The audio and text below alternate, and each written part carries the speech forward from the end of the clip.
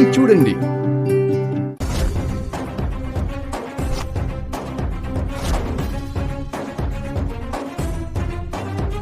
మనం రోడ్డున పట్టున రోజున కనీసం నువ్వు మీ చెల్లి ఉన్నారన్న ధైర్యమైనా ఉంది.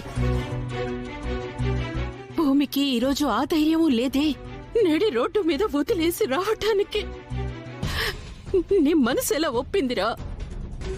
అసలు నువ్వు భూమిని నిజంగా ప్రేమిస్తున్నావా? ప్రేమించాను.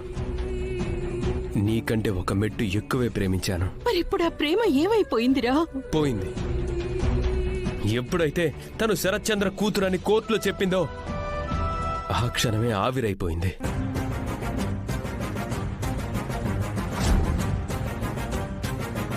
ఇప్పుడెక్కడికి తప్పించుకుంటావే?